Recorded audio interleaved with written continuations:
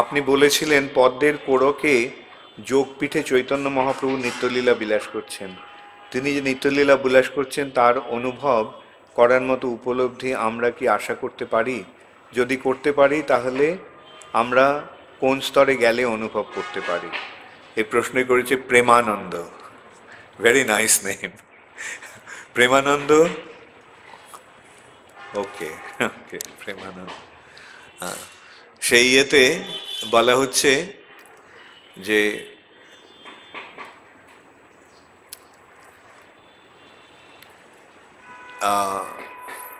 যারা শুদ্ধ ভক্ত অদ্যাপিহ নিত্যলীলা করে গৌর রায়, কোনো কোনো ভাগ্যবানে দেখিবারে পায়। মায়াপুরে নবদ্বীপে যোগপীঠে চৈতন্য মহাপ্রভু তার নিত্যলীলা বিলাস করছেন। যারা ভাগ্যবান অর্থাৎ যারা শুদ্ধ ভক্ত তারা সেটা দর্শন করতে পারে। শুদ্ধ ভক্ত হলেই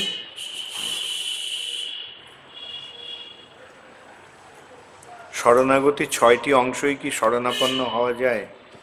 স্বর্গতভাবে এই 6টি হয়েছেন এমন শুদ্ধ ভক্তের নাম উল্লেখ করে যদি কৃপা করে বুঝিয়ে দেন। একটু ভক্তিবিনোদ ঠাকুরই তো বিশ্লেষণ করছেন, তাহলে আমাদের সামনে তো ভক্তিবিনোদ ঠাকুরই রয়েছেন, আর কি দেখতে হবে? ভক্তিবিনোদ ঠাকুর, ভক্তি সিদ্ধান্ত সরস্বতী ঠাকুর, শিল প্রভুপাদ, এই সমস্ত শুদ্ধ ভক্তদের, মহাপ্রভু নিত্য পার্ষদদের দৃষ্টান্ত চোখের সামনে রয়েছে। শ্রী চৈতন্য মহাপ্রভু ভগবানের লাদিনী শক্তির সম্ভৃষণের প্রতিভূ। আমরা যখন মহাপ্রভুর দিকে তাকাই, তার নয়ন ভোলানো ভুবন মোহিনী চোখের মধ্যেই শুধু ভগবান কৃষ্ণের রূপ দর্শন করার অনুভব উপলব্ধি করি, কিন্তু অবশিষ্ট সর্ব অঙ্গ শুধু তপ্ত কাঞ্চন গৌরাঙ্গী রূপ। দয়া করে ব্যাখ্যা করুন। কে এটা? সূর্যকান্ত কর। সূর্যকান্ত কর কে?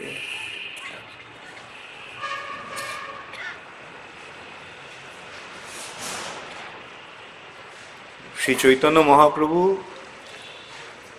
রাধা কৃষ্ণ অর্থাৎ রাধারানী লাদিনী শক্তির মূর্তিমতী প্রকাশ। যে রাধারানী, সেই রাধারানী এবং কৃষ্ণের মিলিত রূপ হচ্ছেন Shri Chaitanya Mahaprabhu.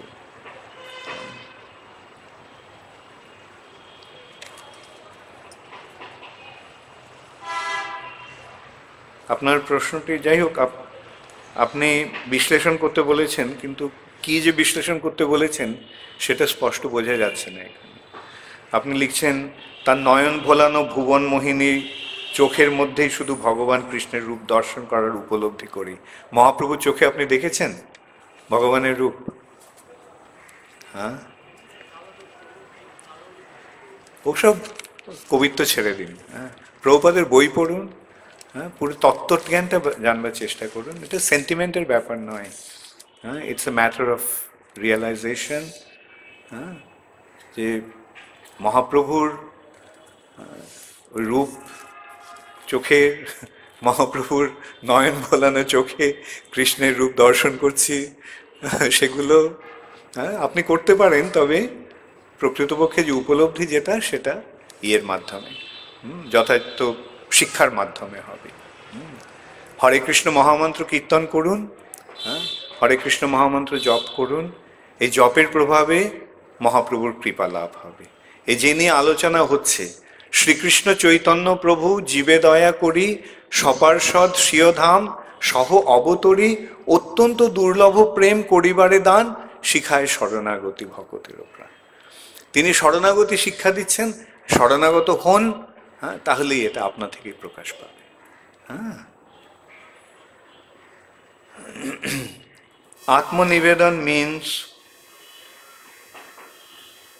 Atmanivedan means surrendering ourselves unto Krishna.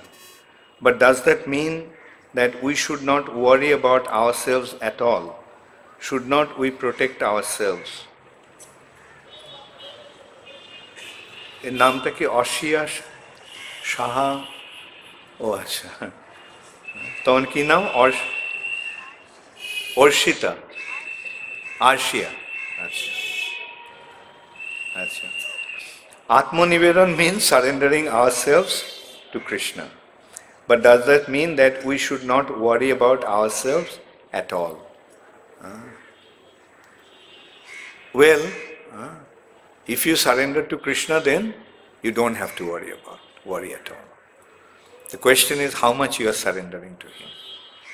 Are you able to fully depend upon Krishna? Then you don't have to worry. But unless that full surrender is there, then you will have to worry about yourself. Just like when you are, আমি বাংলাতেই বলছি, সকলে যাতে বুঝতে পারি। যেমন তুমি যখন তোমার বাবার উপরে নির্ভর করে থাকো, তখন তো তোমাকে চিন্তা করতে হয় কোনো কিছু, করতে হয় না। তুমি যখন একটু বড় হয়ে যাও, যখন বাবার উপর সম্পূর্ণ নির্ভর করতে পারো না, তখন চিন্তা করতে হয়, করতে হয়। আর যখন বাবার উপর একেবারে নির্ভর করতে পারো না, তখন সমস্ত চিন্তাটা তোমার ঘাড়ে এসে পড়ে, তাই না? ঠিক সেরকমই আমরা যতটা ভগবানের উপর নির্ভর করব, ততটা আমাদের দুশ্চিন্তা থেকে মুক্ত হব। ঠিক আছে? Should we not protect ourselves? তারপরে তুমি প্রশ্ন করছো একই, যে ভগবানের উপর যদি তুমি সম্পূর্ণরূপে নির্ভর করতে পারো, তাহলে ভগবান তোমাকে রক্ষা করবে। তুমি প্রহ্লাদ মহারাজের কাহিনী জানো? প্রহ্লাদ মহারাজকে ভগবান রক্ষা করেছিলেন। প্রহ্লাদ মহারাজ কি নিজেকে রক্ষা করার চেষ্টা করেছিলেন? করেননি। তাহলে তুমি যদি প্রহ্লাদ মহারাজের মতো সম্পূর্ণরূপে ভগবানের উপর নির্ভর করতে পারো, তাহলে তোমাকে আর you don't have to protect yourself. Okay?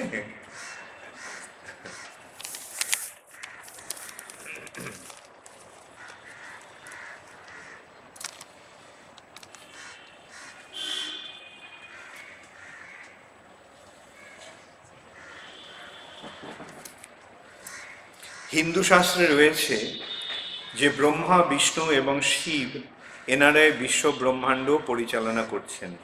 এমনকি বিষ্ণুর 10 অবতারের মধ্যে শ্রীকৃষ্ণের নামের উল্লেখ নেই। তাহলে শ্রীকৃষ্ণ যে বিশ্ব ব্রহ্মাণ্ডের নিয়ন্তা, তা কি করে বুঝবো? জ্যোতির্ময় চক্রবর্তী। আচ্ছা, আপনি প্রশ্ন করেছেন। আচ্ছা, ভালো। এই যে আমি গানটা গাইলাম কিছুক্ষণ আগে, গান গাইলাম না, আমি যে কবিতাটির আলোচনা করলাম, তব ইচ্ছা মতে ব্রহ্মা করেন সৃজন, তব ইচ্ছা মত বিষ্ণু করেন পালন, তব ইচ্ছা মতে শিব করেন সংহার। তাহলে কার ইচ্ছা এরা করছেন? কিন্তু কার ইচ্ছায় করছেন? শ্রীকৃষ্ণের ইচ্ছায়। আচ্ছা, আপনি যে বলছেন যে হিন্দু শাস্ত্রের উল্লেখ নেই, আপনি 10 অবতারের উল্লেখ করেছেন, 10 অবতারে কৃষ্ণের নাম নেই। 10 অবতারে কৃষ্ণের নাম নেই না? 10 অবতারের প্রতিটি শ্লোকে কৃষ্ণেরই কথা বলা হচ্ছে। কেশব ধৃত নরহরি রূপ, কেশব ধৃত মীন শরীর, কেশব ধৃত সুকর রূপ। তাহলে কেশবটি কে? সুতরাং এইভাবে এটা বুঝতে হবে, শ্রীকৃষ্ণেরই এরা অবতার। শ্রীকৃষ্ণ অবতার নন। এতে চাংশ কলা পুংস কৃষ্ণস্তু ভগবান স্বয়ং। শ্রীকৃষ্ণ অবতার নন, শ্রীকৃষ্ণ হচ্ছেন সমস্ত অবতারের অবতারই, পরমেশ্বর ভগবান। মারবি রাখবি জয়িচ্ছা তোহারা, তবে কি বিপদে পড়লে ভক্ত নিজের রক্ষার জন্য কৃষ্ণের কাছে প্রার্থনা করবে না? সেটাও নির্ভর করবে, যদি সম্পূর্ণরূপে ভগবানের ওপর নির্ভরশীল যে ভক্ত, তিনি ভগবানের কাছে প্রার্থনা করেন না, তিনি পক্ষান্তরে ভগবানের উপর নির্ভর করে থাকেন যে মারবি রাখবি জয়িচ্ছা তোহারা। আর যারা ততটা উন্নত স্তরের ভক্ত নয়, তারা করতে পারে ভগবানের কাছে প্রার্থনা, কোনো ক্ষতি নেই, কোনো অসুবিধা নেই। এই প্রশ্নটি করেছেন জয়েশ দাস। জয়েশ, ওকে। তাহলে যেমন যখন আমরা প্রহ্লাদ মহারাজের দেখতে পাই, প্রহ্লাদ মহারাজ কি ভগবানের কাছে প্রার্থনা করছেন রক্ষা করো? প্রহ্লাদ মহারাজের মনোভাবটা ওই শুদ্ধ ভক্তের মনোভাব, মারবি রাখবি জয়িচ্ছা তোহারা। কিন্তু কৃষ্ণ কি করছেন? তাকে রক্ষা করছে। আবার কখনো কখনো দেখা যায় যে ভক্তরা কৃষ্ণের কাছে গিয়ে বলছে রক্ষা করা, যে ব্রজবাসীরা অরিষ্টাসুর এসছে, কেশী এসছে, হ্যাঁ, গোপ বালকেরা ভয় পেয়ে গেছে, কৃষ্ণ কৃষ্ণ রক্ষা করে। আবার সেই সঙ্গে তাদের মনে একটা এই বিশ্বাসটা রয়েছে কৃষ্ণ রক্ষা করবে না। অঘাসুরের মুখে যখন গোপ বালকেরা ঢুকতে যাচ্ছে তখন ভয় হচ্ছে কি একদিক দিয়ে, তারপরে তাদের মনোভাব হচ্ছে কৃষ্ণ তো আছে, ভয়ের কি আছে, চলো দেখি কি আছে। এইটি হচ্ছে ভক্তের, শুদ্ধ ভক্তের মনোভাব। গুরু ও কৃষ্ণ এক নয়, অথচ বলা হয়েছে মহিমায় গুরু কৃষ্ণ এক করি জানো। নিজের নিস্তার লাগে নন্দসুত হরি, ভুবনে প্রকাশ হন গুরুরূপ ধরি। ভগবান ও তার প্রকাশ তো অভিন্ন তত্ত্ব, সেই দৃষ্টিকোণ থেকে গুরু ও কৃষ্ণ অভেদ। সুতরাং এদিকে কি অচিন্ত ভেদাভেদ তত্ত্বরূপে গ্রহণ করতে হবে। হ্যাঁ, এটা অচিন্ত। হ্যাঁ, একদিক দিয়ে গুরু এবং কৃষ্ণ এক, যেমন সোনি কোম্পানি আর সোনির এজেন্ট এক, একদিক দিয়ে এক, আরেক দিক দিয়ে সোনি আর সোনির এজেন্ট এক না। হ্যাঁ, এটাই অচিন্ত ভেদাভেদ তত্ত্ব।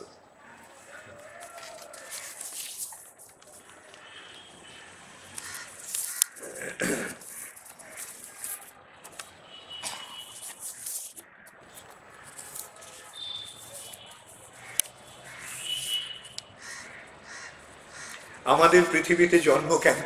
এতক্ষণ ধরে এত আলোচনার পরেও এই প্রশ্ন আসছে।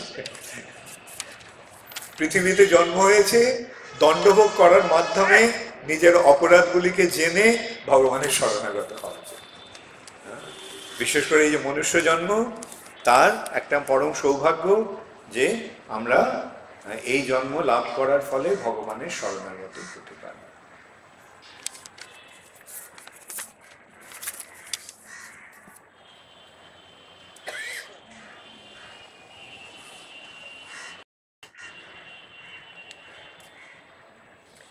ভক্তি মুক্তি স্পৃহা বিহীন যে ভক্ত, এটা বুঝিয়ে দেবেন।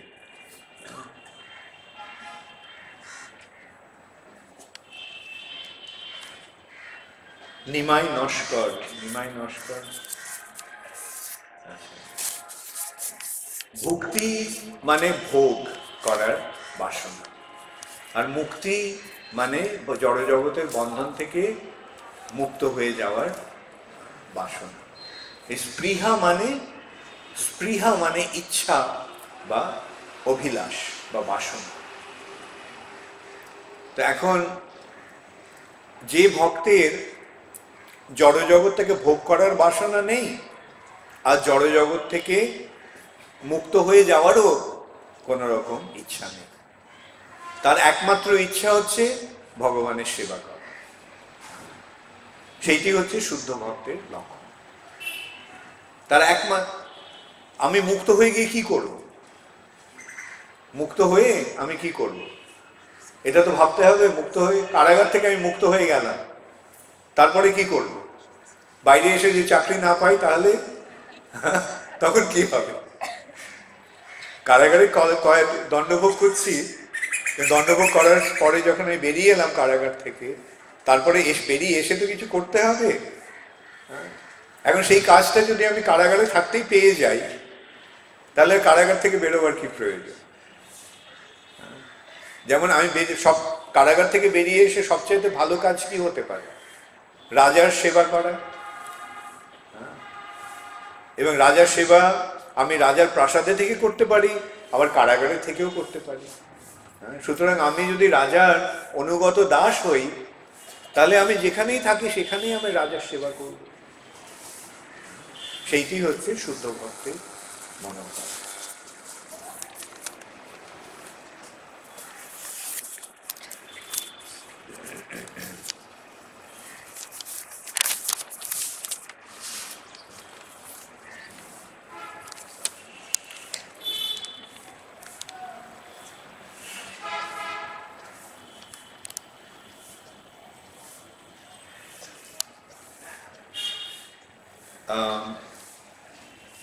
রূপা রক্ষিত কান্না। ইস্কনে আসার আগে আমি রামকৃষ্ণ দীক্ষায় দীক্ষিত হয়েছি। বর্তমানে আমি 16 মালা জপ করি এবং কৃষ্ণ ভজনা করি। আমি ইসকন থেকে দীক্ষিত হতে চাই, এটা কি সম্ভব? করা উচিত হবে কি? এই বিষয়ে আপনি মন্দিরের কর্তৃপক্ষ আছে, কোথায়, আচার্যরত্ন অথবা আচ্ছা, ওকে, যাই হোক, মন্দিরের কর্তৃপক্ষ কাছে আপনি আলোচনা করবেন, ঠিক আছে? দীক্ষা সম্বন্ধে যে গাইডেন্স, ওটা আপনারা করাতে, অথবা আশ্রয় গৌরাঙ্গ আছে, মন্দিরের ভক্তদের সঙ্গে আপনি যোগাযোগ করতে।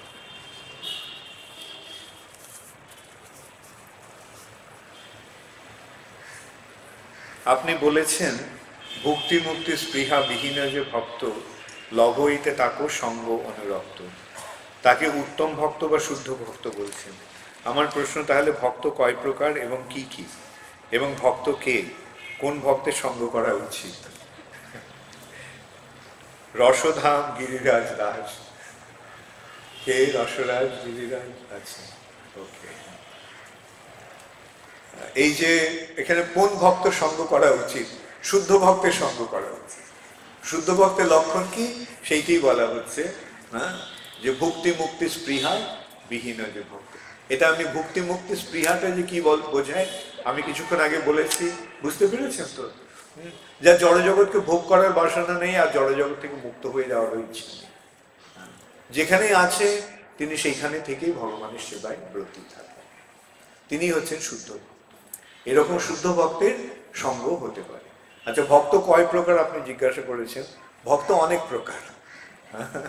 তাদের মধ্যে সাধারণত আমরা 3 রকমের ভক্ত করি: কনিষ্ঠ ভক্ত, মধ্যম অধিকার ভক্ত এবং উত্তম।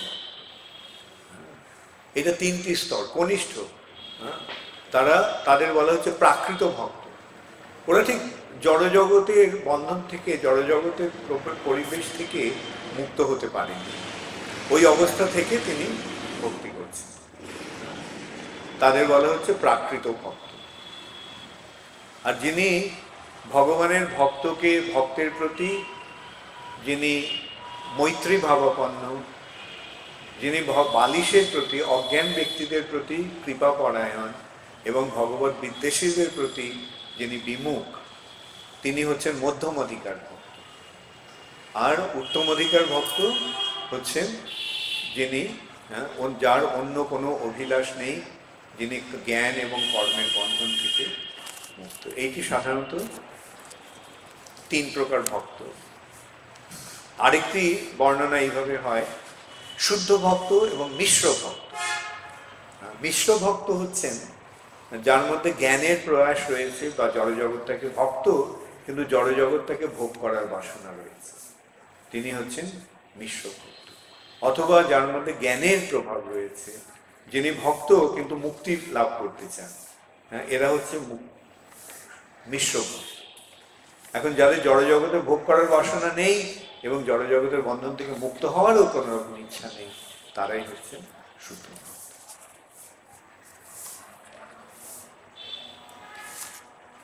আমি যখন জপ করি তখন আমি ভাবি ভগবানকে স্মরণ করে জপ করব, সে আমি যে স্থানে থাকি না কেন, যেমন ভগবানের সামনে হোক বা রুমে হোক বা অন্য কোনো জায়গায় হোক। জপ করার সময় ভগবানের স্মরণ আসার আগে যেন মনে হয় নানা রকম মায়ার দর্শন পাই, আবার কিছুক্ষণ পরে আবার ভগবানকে দর্শন পাই।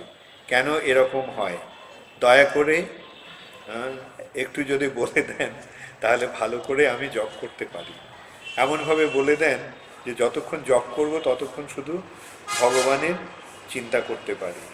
বৈষ্ণব দাসানুদাস প্রবীর প্রবীর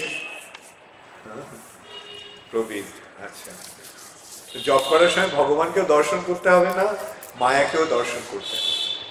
ভগবানের জপ করার সময় শুধু কান দিয়ে ওই মন্ত্রটাকে শোনো।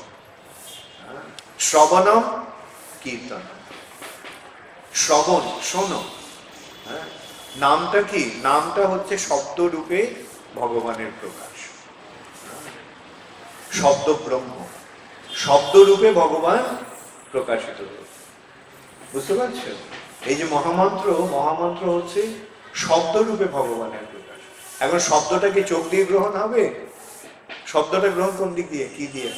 কান দিয়ে। তাই এই নামকে গ্রহণ শ্রবণের মাধ্যমে করতে, এবং শ্রবণের ফলে শ্রবণের ফলে নামের মাধ্যমে রূপের প্রকাশ হবে। আপনার ভগবানকে ভগবানই প্রকাশিত হবে।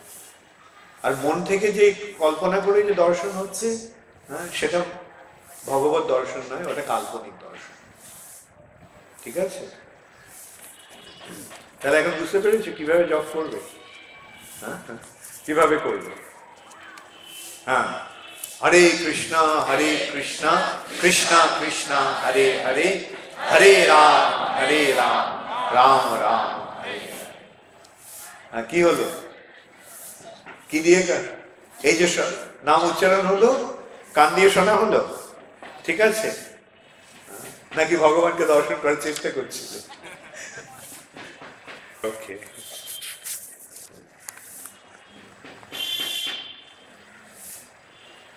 হরে কৃষ্ণ মহারাজ, আপনার সুপ্রবচনে জানতে পারলাম শরণাগতি হতে কৃষ্ণ প্রেম লাভ হবে। শরণাগতি তো প্রভুর চরণে নিত্যদাস হিসেবে প্রভুর সেবা করার জন্য। সেখানে প্রভুর প্রতি যে ভালোবাসা হবে তার প্রকৃতি কি, আস্বাদন বা কী রকম, সেটা তো আমি ভাষায় বলতে পারবো না, আপনি নিজে আস্বাদন করে দেখুন। প্রশ্নটা করেছেন স্বপন সাধু। স্বপন সাধু, আচ্ছা, ঠিক আছে। যেমন আপনি কখন জিজ্ঞাসা করেন যে এই খাওয়াটা খেলে এর স্বাদটা কিরকম হবে? কেউ বলতে পারবে খাওয়ার স্বাদটা কিরকম? না, নিজে খেলে নিজেই বুঝতে পারবে। ঠিক তেমনি এই যে ভগবানের শরণাগত হওয়ার ফলে ভগবত ভক্তির যে আস্বাদন, সেটা আমরা নিজেরাই অনুভব করতে পারব।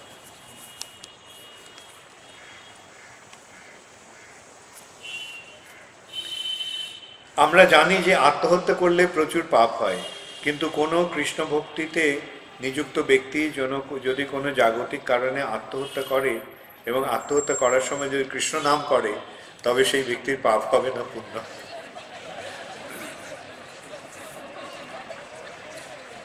আত্মহত্যা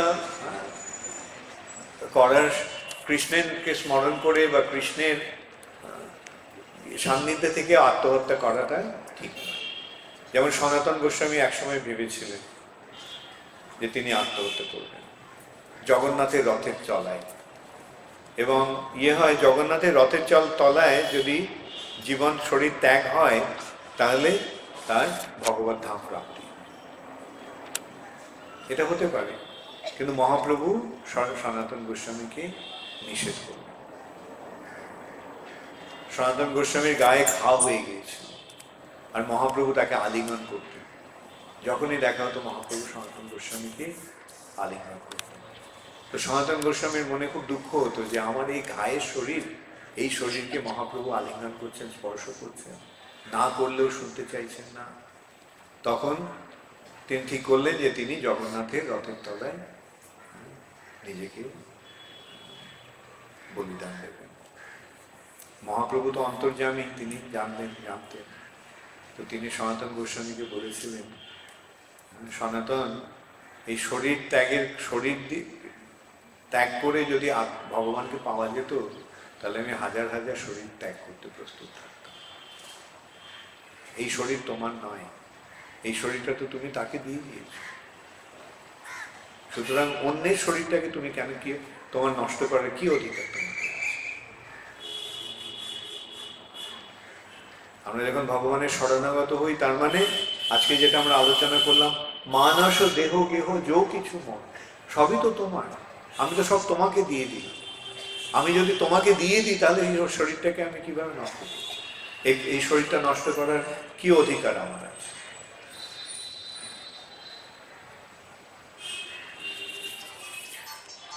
আচ্ছা, সুবল পাল ও অরূপ পাল এই প্রশ্ন করি। আচ্ছা, আত্মহত্যা করার কথা চিন্তা করতে হবে, ভাবতে হবে, ঠিক আছে? ভগবানের ভক্ত হও, তাহলে দেখবে দুঃখ সুখ সবই সহনীয় হয়ে যায়।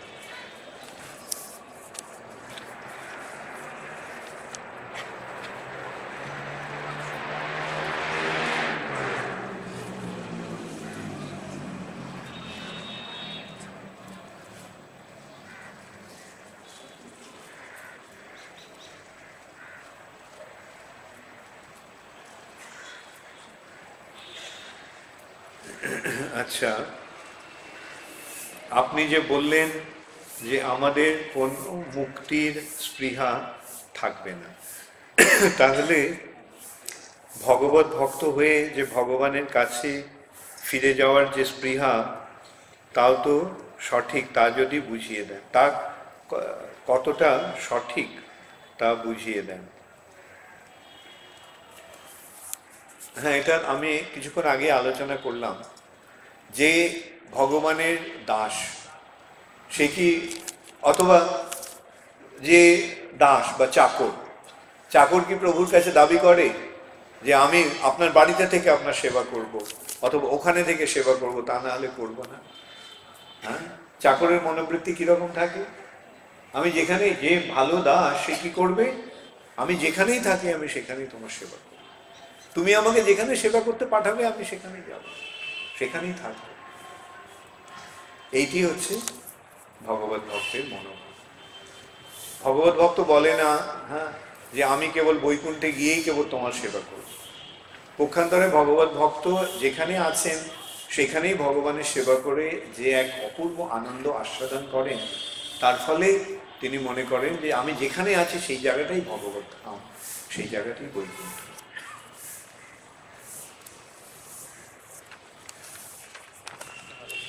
আরো আছে, ওকে, ভালো এই প্রশ্নগুলি, ভালো, কেন প্রশ্নের মাধ্যমে আলোচনাটাকে আরো কার্যকরী হয়ে ওঠে।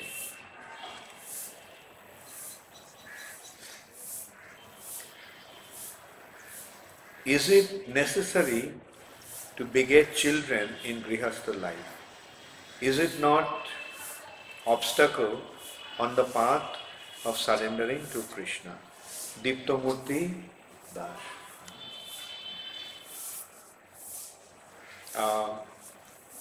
If there is no desire to have children, then why go? Why become a Grihastha?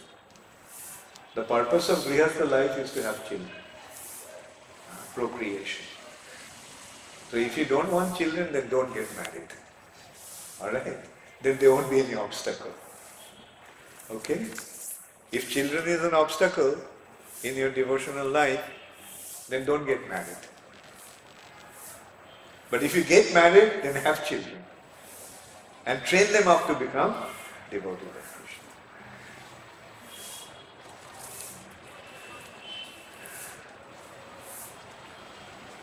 আমার প্রশ্ন, মা কালীর উদ্দেশ্যে যে পশু বলি দেওয়া হয় তা কি শাস্ত্রে উল্লেখ করা আছে, কতটা যথাযথ?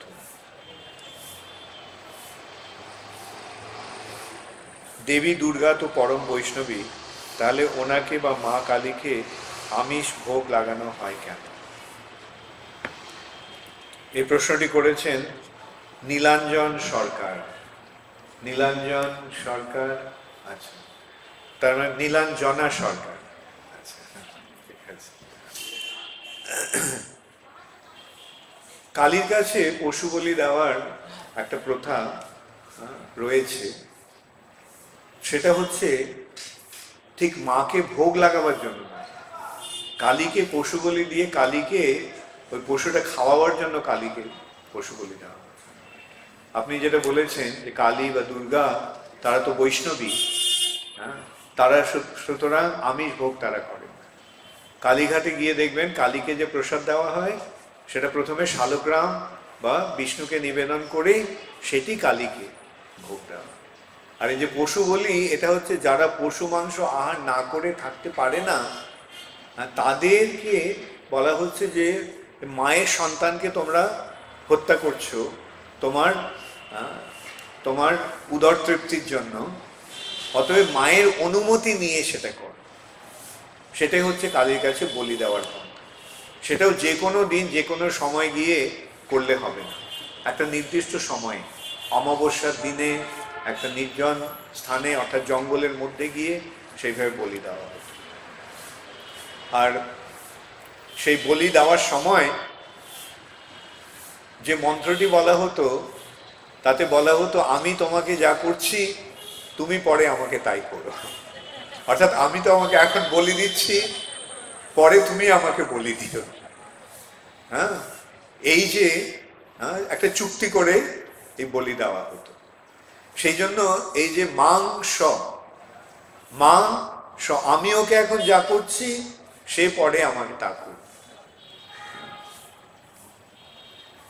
সুতরাং যারা কালীর কাছে পশু বলি দিতে যায় তাদের একটু বিচার করে দেখা উচিত যে পশু বলিটা কি একটা সাংঘাতিক শর্ত মধ্যে আমরা পড়ে যাচ্ছি। কৃষ্ণ প্রেম লাভ করতে হলে আমাদের কি দীক্ষা নেওয়া একান্তই জরুরি? স্বরলিপি ঘোষাল।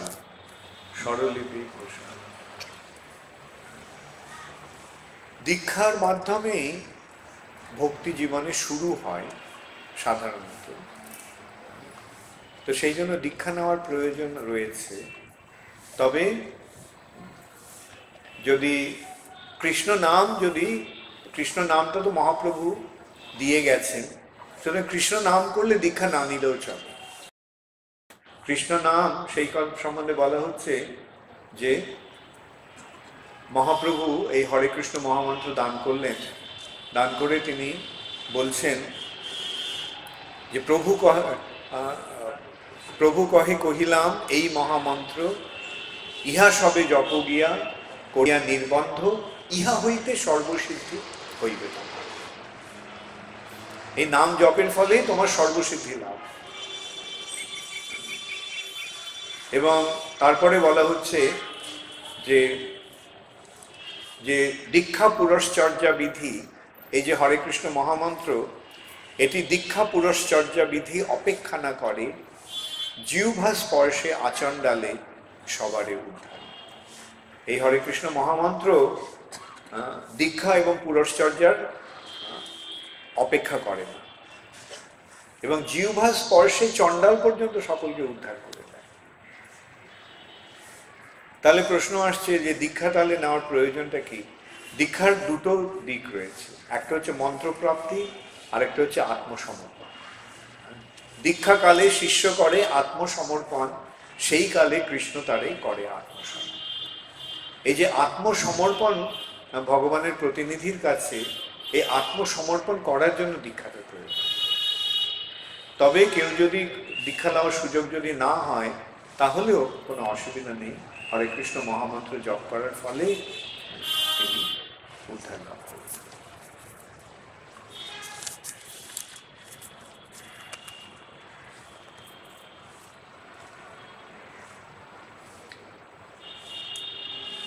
মন লাগামটি কৃষ্ণের হাতে তুলে দিন।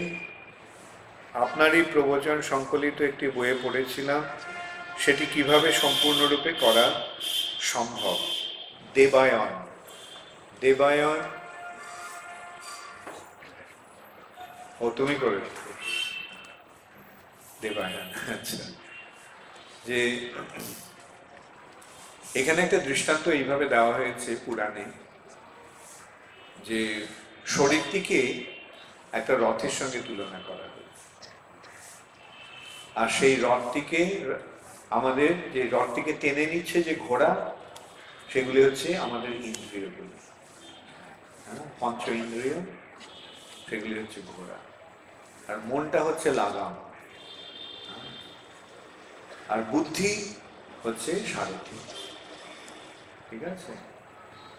এখন যদি লাগামটা কৃষ্ণের হাতে তুলে দেওয়া যায়, তাহলে কৃষ্ণ আমাদের যদি রথের সারথি হন, যেমন অর্জুনেরও রথের হয়েছিল, তাহলে আর আমাদের কোনো চিন্তা থাকবে না। তো এখন কিভাবে তুলে দেওয়া যায়? কিভাবে, তুমি বলো কিভাবে তুলে দেওয়া যায়? নিজের বুদ্ধির উপরে নির্ভর না করে কৃষ্ণের কাছে সমর্পণ। ঠিক আছে? এটি হচ্ছে শরণাগতি।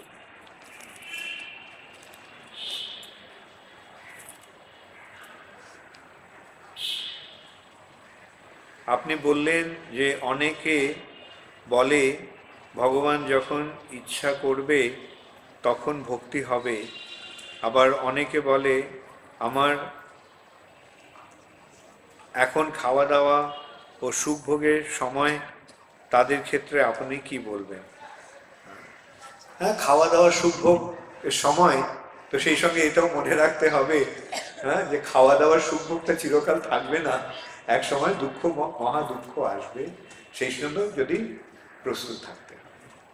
যদি খাওয়া দাওয়া সুখ ভোগ করতে চাও তাহলে দুঃখ ভোগের জন্য প্রস্তুত থাকো।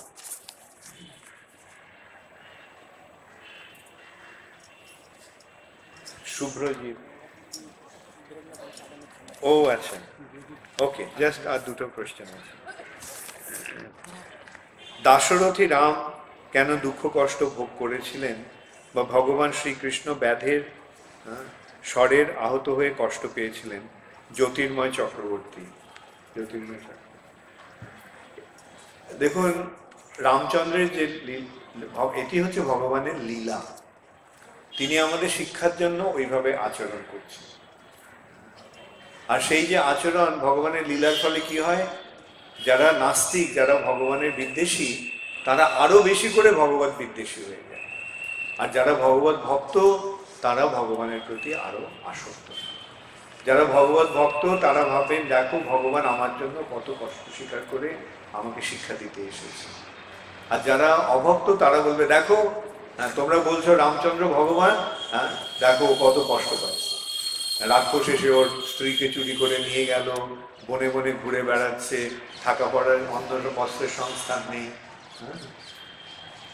এইভাবে যারা অভক্ত তারা আরো বেশি করে অভক্ত হবে, আর যারা ভক্ত তারা বেশি করে ভক্তি লাভে সুযোগ পাবে।